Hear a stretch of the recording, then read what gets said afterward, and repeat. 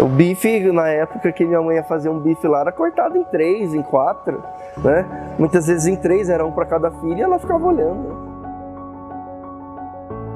Até tem gente que fala assim, você tem sorte. Eu falei, não tenho sorte, né?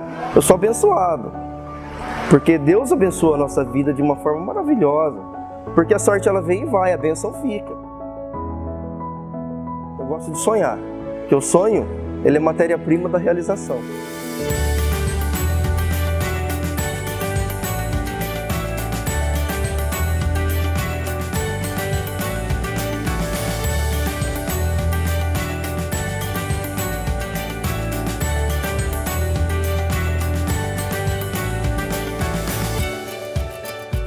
Bom, eu sou Leandro Antoniazzi, nasci aqui em Oswaldo Cruz mesmo, sou filho de Oswaldo Cruz, né? Meus pais também nasceram aqui, eu tenho 39 anos hoje, tenho uma família composta pela minha esposa, uma filha mais velha, uma outra filha do meio e um menininho, né?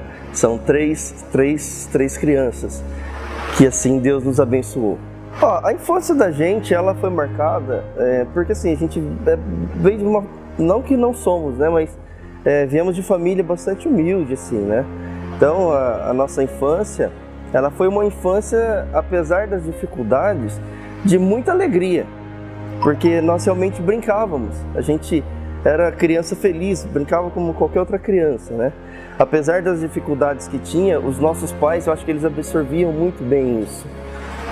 Então a nossa infância, ela foi uma infância feliz, apesar de tudo, foi muito feliz. Meu pai, ele é pedreiro até hoje, de profissão, minha mãe costureira, e foram com essas profissões que eles cuidaram da gente. Eu lembro que era uma batalha, a gente, apesar de ser criança, como eu falei, eles batalhavam muito. Meu pai trabalhava de domingo a domingo, ele trabalhava numa empresa, prestando serviço de pedreiro, né? E depois de algum tempo ele resolveu trabalhar por conta, mas mesmo enquanto ele estava nessa empresa, ele trabalhava de final de semana para poder completar o ganho ali, para poder manter a família, né?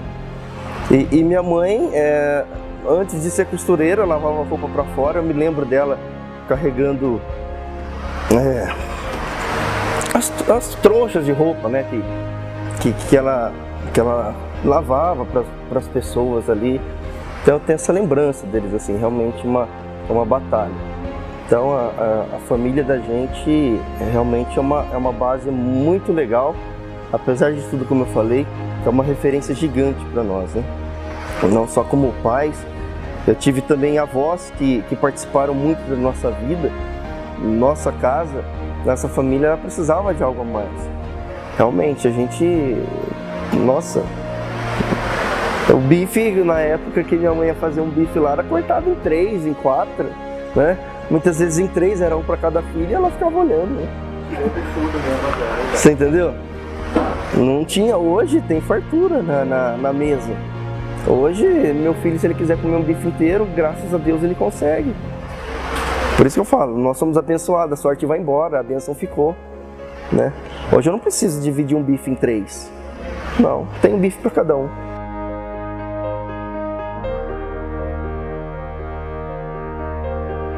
Porque assim, a nossa família parece que tem venda, né?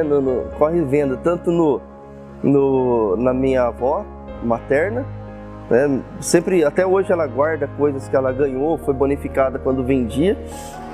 E meu avô paterno também, ele sempre teve sítio, então vendia as coisas e tal.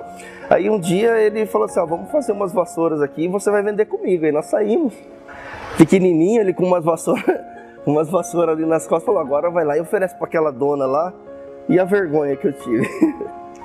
Então, brincadeiras à parte, o primeiro contato que nós tivemos foi esse aí, de oferecer uma vassoura ali para uma senhora, para ela poder comprar. Claro que isso não era uma profissão, mas eu lembro que isso ficou marcado, porque eu tinha que oferecer algo para alguém.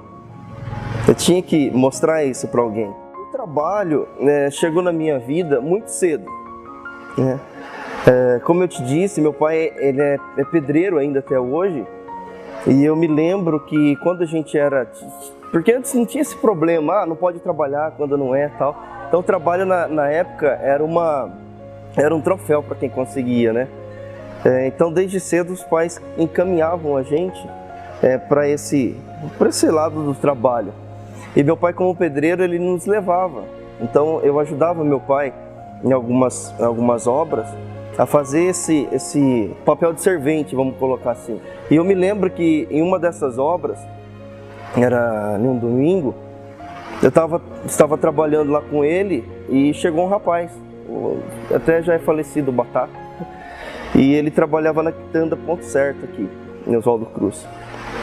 E meu pai falou, você não, que anda bastante aí na rua aí, não conhece ninguém que tá precisando de um menino para trabalhar? Dá dó esse menino carregando massa aqui para mim aqui, tinha que arrumar outra coisa para ele. Aí ele falou, não conheço, tem uma loja aqui que tá precisando. Onde que é? Lipabrás, né? Lipabrás é uma antiga papelaria que foi uma escola para mim. Eu guardo essa empresa no meu coração, assim, com uma gratidão enorme. Então eu comecei, aí no outro dia, minha mãe cedinho foi comigo até a loja, chegamos lá e fomos contratados. Aí batemos um papo, fomos contratados, só que era um trabalho temporário, né?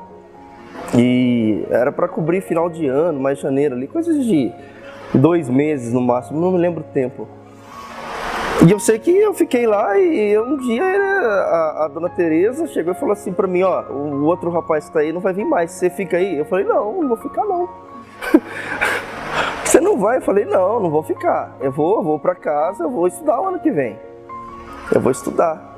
Então você não vai? Não. Tá bom, fui embora e cheguei à tarde e contei pra minha mãe, né?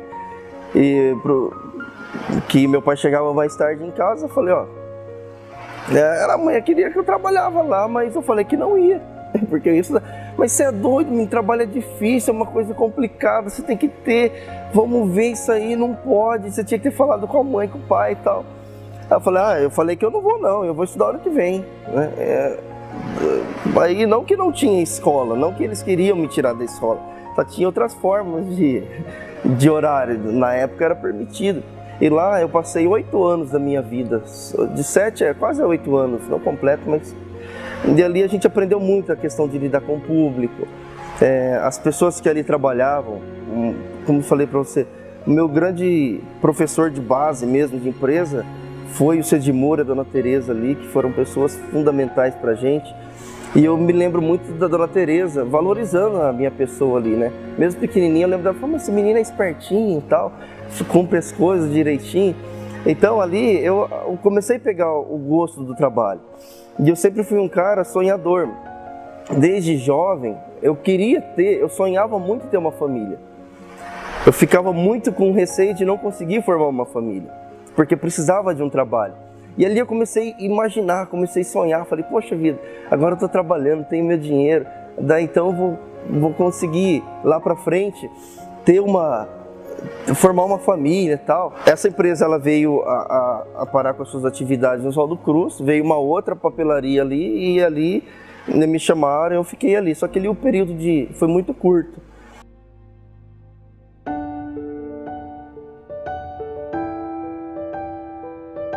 Foi quando surgiu o convite para trabalhar aqui na Real Móveis, né? Então, eu vim para cá no ano de 2001. Eu cheguei na Real Móveis no ano de 2001 e trabalhei aqui até o ano de 2004.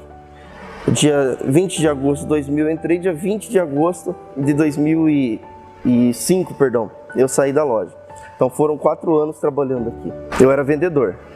A gente atendia, normal, vendia, só que eu sempre buscava algo a mais, eu procurava ver como que, de onde vinha a mercadoria, sabe? Não perguntava, mas procurava saber, sabe? Aquela curiosidade sempre batia, como que era formado os preços, tentava descobrir assim como que calculava preço, eu ficava imaginando como que um dono de loja tem salário. Então essas curiosidades foram despertando na gente, né? E essa vontade de buscar crescer, como eu falei, formar uma família, ela veio numa oportunidade bacana. Porque o meu primeiro investimento foi arrumar minha namorada, né? Que hoje é minha esposa. E quando eu comecei a trabalhar aqui na loja, eu vi essa oportunidade de poder formar uma família. Porque em questão salarial, o meu limite era eu só tinha que me dedicar. Eu escolhia, ou eu me dedicava para o meu trabalho aqui, eu realizar minhas vendas, ou eu fazia corpo mole, entendeu? Então eu tinha que correr atrás de venda. Esse desejo de ter algum negócio foi quando eu percebi assim, poxa vida, eu já trabalho no risco. Porque eu vinha trabalhar, eu tinha um valor mínimo para se ganhar, mas não era o suficiente para me manter aquela que seria a minha família, né? Mas eu buscava esse risco todo dia. Aí foi quando começou a brotar o desejo, sabe, de buscar ter um negócio e tal. E as coisas foram acontecendo na vida da gente, né? Até tem gente que fala assim, você tem sorte. Eu falei, não tenho sorte. Eu sou abençoado. Porque Deus abençoa a nossa vida de uma forma maravilhosa. Porque a sorte ela vem e vai, a bênção fica.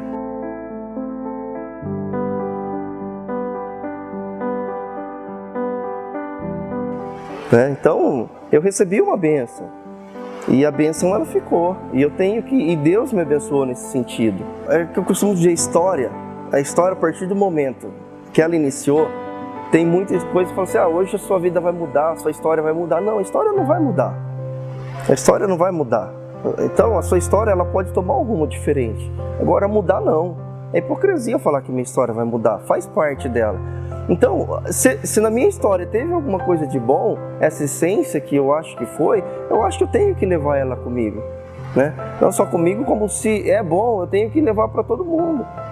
Aqui todo mundo fala, a história mudou. Não mudou.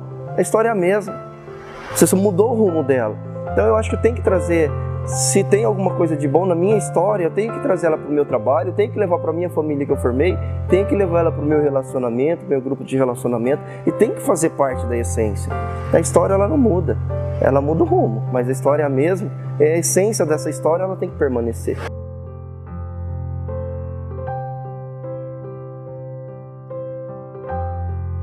Desde o início, sempre teve dificuldade. A dificuldade faz parte, né? Tem um livro que eu li lá atrás que dizia, quanto maior o risco, maior a recompensa, ou menor o prejuízo. Eu preferi assumir risco e focar na recompensa, né? Porque se eu for assumir for focar na dificuldade, a dificuldade ela vai me ganhar, né? E o medo, a partir do momento que eu coloco ele em primeiro lugar, ele vai matar todos os meus sonhos, vai matar os meus objetivos. Mas tudo é um risco, tudo é risco e tudo é dificuldade. Só que o foco não deve ser nem no risco nem na dificuldade. Deve ser num resultado positivo, deve ser num ideal positivo, em alguma coisa que faça diferença e que vai mudar a sua vida, que vai mudar a vida de quem está conosco, né? Então, eu gosto de sonhar, porque o sonho ele é matéria-prima da realização. Então, a partir do momento que eu sonho, depois cabe eu construir esse sonho e realizar ele, e tirar o foco da dificuldade.